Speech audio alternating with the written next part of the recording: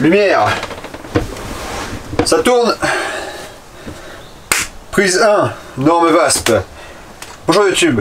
Bienvenue cette semaine dans une nouvelle vidéo dans laquelle je vais te parler des normes VASP. C'est une vidéo que je sais que vous étiez nombreuses et nombreux à m'avoir demandé. Alors voilà, cette vidéo ne va pas être un descriptif détaillé des normes en tant que telles, de toutes les étapes, etc. Je vais surtout te donner l'exemple de mon van parce que c'est surtout ce que je connais. Maintenant, il y a déjà plein de sites, plein d'articles de blog, plein de chaînes YouTube qui parlent de toutes les étapes de A à Z. Je t'invite à aller les voir, je t'en mets pas mal en description. Encore une fois, ici, on va se concentrer sur l'exemple de mon van parce que je pense que si jamais tu veux recopier ce plan, ça peut vraiment être utile. On est parti, introduction. Il y a peu, j'ai racheté un van Volkswagen complètement vide pour l'aménager en 2 mois et partir à l'aventure. Je l'ai entièrement équipé pour être en parfaite autonomie et pouvoir sillonner les routes d'Europe ainsi que te montrer ses plus beaux coins.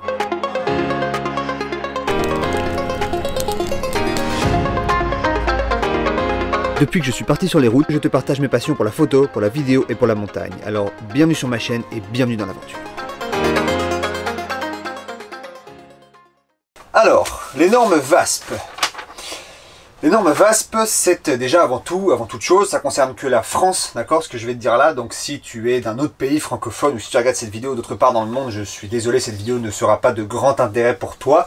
Quoique, je pense que ça peut quand même être intéressant pour toi puisqu'il y a quand même des normes de sécurité que je vais énoncer dans cette vidéo. Et si jamais tu n'es pas en France et que tu ne dois pas passer les tests VASP ou même que tu es en France mais que tu ne veux pas passer les tests VASP, au moins les règles de sécurité vont peut-être t'aider. D'accord, il y a quand même des choses importantes à savoir et je pense que ça peut être intéressant parce que c'est bien beau de faire un van, c'est quand même mieux de faire un van où on est en sécurité. Par exemple, le gaz, bah il paraît que ça peut exploser. Donc c'est quand même mieux de respecter les règles.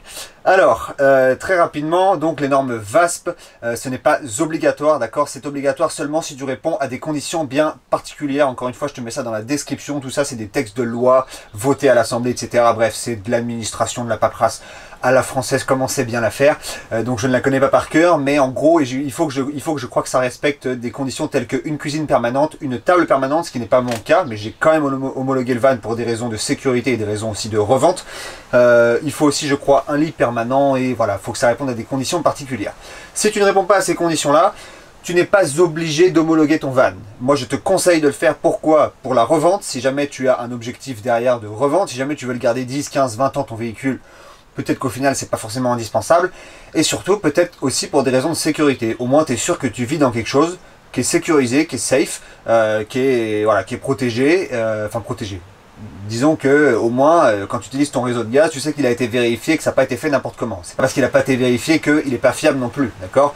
Mais c'est vrai que le fait que ça a été vérifié par Caligaz, qui ont une petite machine là, qui ne fait pas très rigoler, je peux t'assurer, quand ils regardent tous les joints là et tous les raccords pour le gaz, j'ai une petite machine là qui vient tester les gaz, à la moindre fuite ça passe pas. Donc si tu veux, c'est quand même assez rigolo leur truc.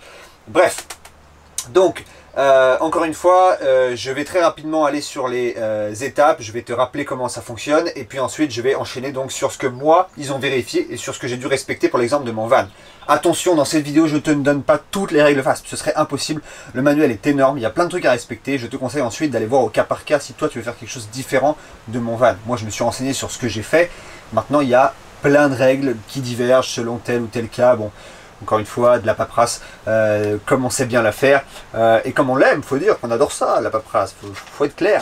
Alors, donc, pour les normes VASP, il y a 2 tests à faire, d'accord? Un test de gaz, soit avec Caligaz, soit avec Veritas, moi je l'ai fait avec Caligaz, et ensuite un deuxième test à passer à la Dreal, le tout pour un total d'environ 600 €. Moi ça m'a coûté 600 € l'homologation VASP, et on va commencer par la première étape, qui est Caligaz. Une fois que tu as fini ton aménagement, d'accord, tu as regardé toutes les règles qu'il y avait à regarder par rapport à ton aménagement personnel, tu t'es bien renseigné à droite à gauche, c'est beaucoup de recherches, sur les forums, il y a énormément de trucs, il y a énormément de possibilités de se renseigner, donc ne t'inquiète pas besoin d'acheter un manuel, moi j'ai rien acheté du tout, j'ai juste, je me suis renseigné sur des forums, notamment sur un site qui s'appelle monfourgonaménagé.fr, qui est un blog de français, je te mets ça dans la description, c'est un blog qui est génial.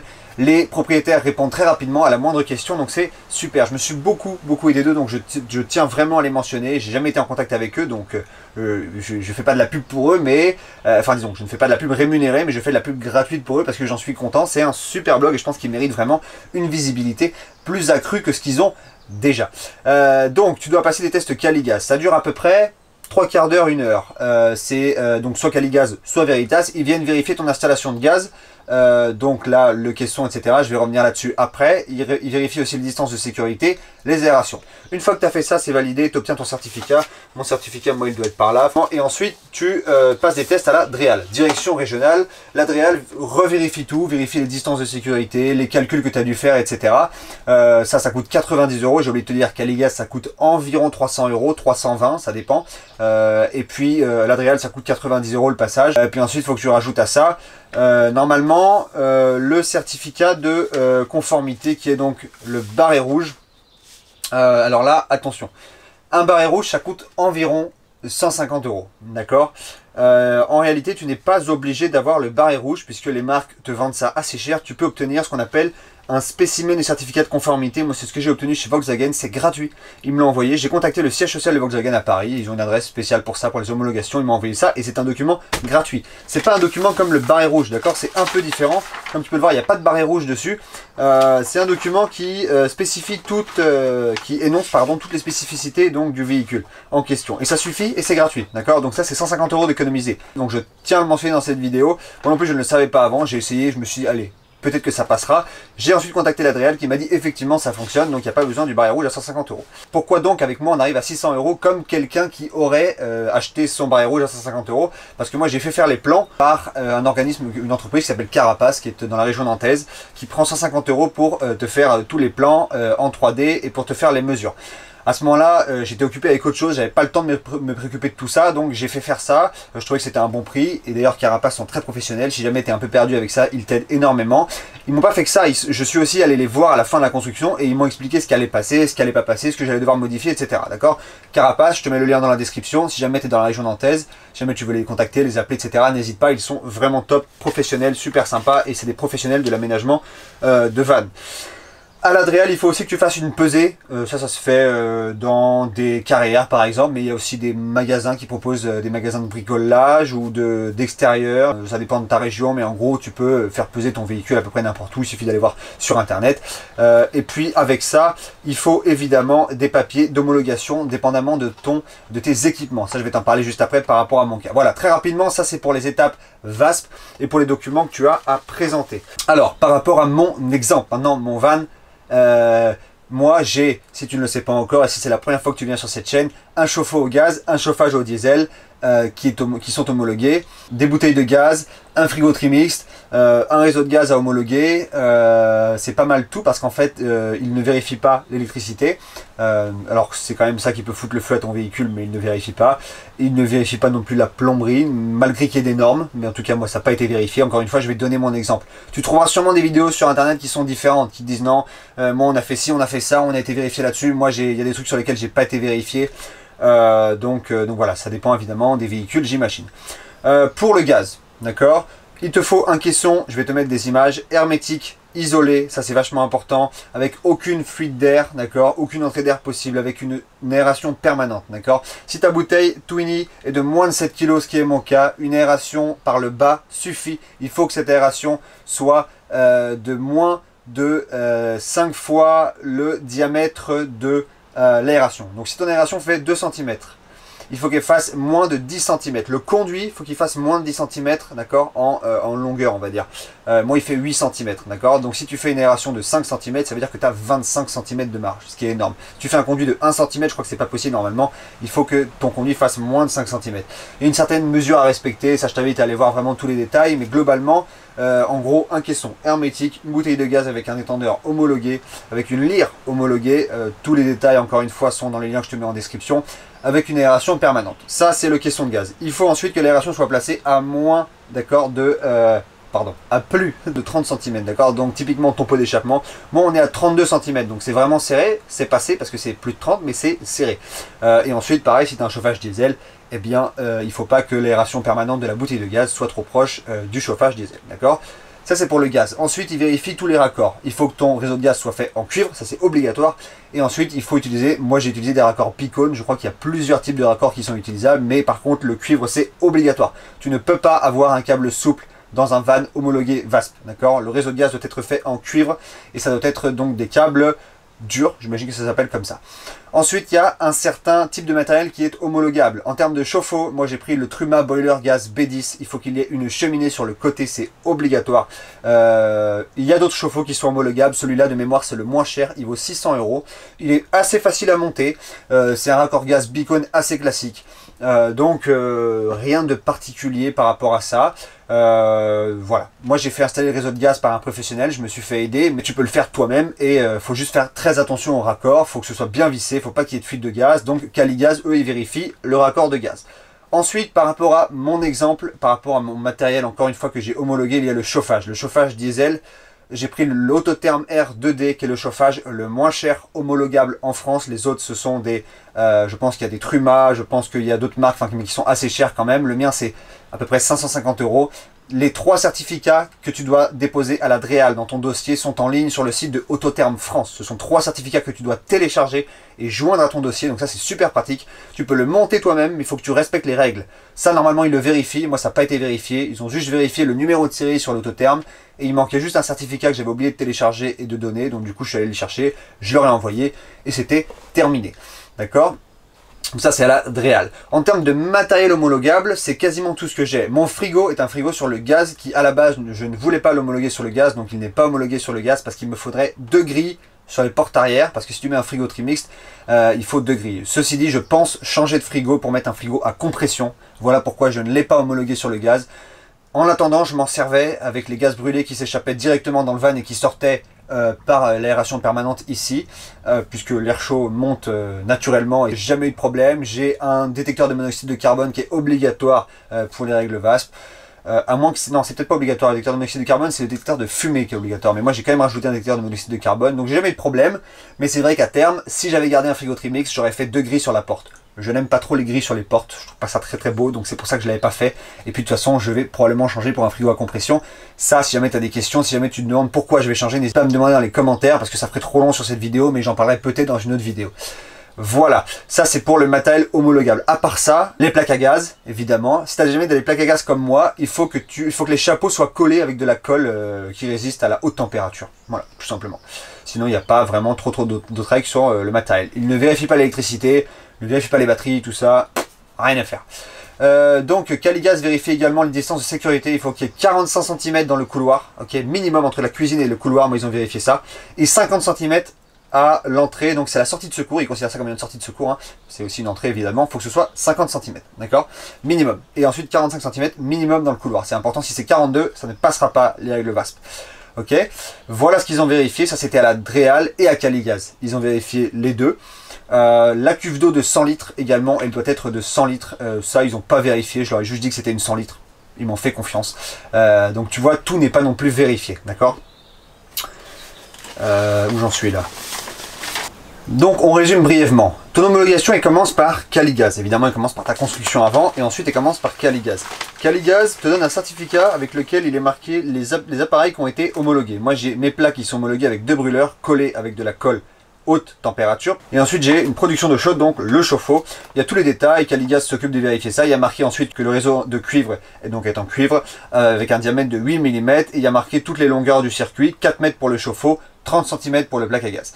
Encore une fois, comme je t'ai dit, mon frigo n'est pas homologué sur le gaz parce que je voulais changer à terme, ce que je vais probablement faire bientôt, donc il n'est pas homologué. Si je l'avais homologué, qu'est-ce que j'aurais dû faire? Tout simplement 2 grilles de frigo bien moches sur la porte. Voilà ce que j'aurais dû faire à terme. Pas de vérification de l'électricité, pas de vérification du chauffage avec Caligaz, juste le gaz et les aérations permanentes. À la DREAL, moi donc je pensais qu'ils allaient tout vérifier de A à Z. Il y a énormément de règles VASP au final. Et si je fais cette vidéo, c'est pour vraiment t'aider là-dessus parce que no stress, moi, ils ont quasiment rien vérifié. Comme je te le disais, moi j'ai fait faire mes plans. Je vais pas pouvoir beaucoup t'aider sur les calculs, même si je sais comment ça fonctionne, mais en gros, il faut que tu fasses des calculs par rapport à la répartition des charges, par rapport à des plans 3D, etc. Si jamais tu as des questions, Carapace saura répondre à tes questions. Monfourgonménager.fr, ils sauront aussi répondre à tes questions. Donc je suis vraiment pas le mieux placé pour répondre à ces questions-là, mais en gros, c'est le seul truc qui a été vérifié à la DREAL. C'est-à-dire que mon test a duré 25 minutes. Ils ont revérifié les mesures, c'était pas exactement les bonnes mesures, et puis c'est tout. C'est exactement ça qui s'est passé. Ils ont vérifié vite fait le numéro de série du chauffage. Et puis voilà, j'avais passé le test à l'Adréal, tu vois. Donc finalement, je sais pas si c'est mon contrôleur, si c'est l'Adréal dans laquelle je l'ai passé, si c'est... Ça n'a pas été si compliqué que ça. Ceci dit, quand tu respectes les règles, normalement, il n'y a pas vraiment trop de problèmes. Encore une fois, est-ce que c'est la vidéo la plus complète sur l'homologation VASP en France? Non, ma vidéo ne sera pas la vidéo la plus complète qui va te détailler ça de A à Z. Moi, je te donne vraiment l'exemple de mon van. Et comme tu peux le voir, bah, ça n'a pas été super compliqué. Pendant la construction, il y avait des trucs auxquels il fallait faire gaffe. Le plus chiant, c'est le caisson de gaz, ça c'est clair, il faut bien le placer. L'aération à plus de 30 cm du pot d'échappement, etc. Mais alors sinon, si tu mets du matériel homologable, qu'il est bien monté, que tu as les certificats que c'est du matériel qui est vérifié par les organes en France, par exemple le chauffage est vérifié par ce qu'on appelle l'UTAC, qui est l'organe qui s'occupe, l'organe gouvernemental qui s'occupe de vérifier tout ce type de matériel, et ben normalement, t'as pas de souci. Ensuite, ce qu'il faut aussi dans ton véhicule, c'est un extincteur par exemple, un détecteur de fumée, ça je te l'ai déjà dit. Détecteur de monoxyde de carbone, je suis pas sûr, mais c'est toujours mieux d'en avoir un si tu as des appareils au gaz, parce qu'une mauvaise combustion du gaz, bah, on n'en est jamais à l'abri et ça peut être extrêmement grave. Donc ça c'est le matériel à rajouter. À part ça, il vérifie aussi la distance avec les rideaux. Faut faire attention, si tu as un rideau dans ton van, si par exemple tu prends l'exemple de mon plan, moi j'en ai pas de rideau, proximité des plaques. Par contre, j'ai quand même un rideau la nuit pour me protéger. Ça, quand j'ai passé l'homologation, il n'y était pas, donc ça n'a pas été vérifié. Par contre, le brûleur, le brûleur le plus gros est placé à moins de 20 cm du mur. Donc j'avais une plaque en ferraille que j'ai dû garder pour passer l'homologation. Je l'ai enlevé parce que c'est moche.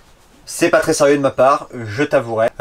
95% du temps j'utilise la petite, c'est pour ça que j'ai pas gardé ma plaque en ferraille, mais j'ai passé l'homologation avec une plaque en ferraille, parce que si ton brûleur est placé à moins de 20 cm du mur, il faut que tu aies une plaque en ferraille pour protéger de ce qui est inflammable. Moi en l'occurrence c'est du lambris, évidemment c'est inflammable. Donc voilà, ça c'est, mais voilà, c'est des petits détails comme ça, je pense que je t'ai tout donné, donc tu vois finalement c'est pas super non plus super compliqué une homologation VASP.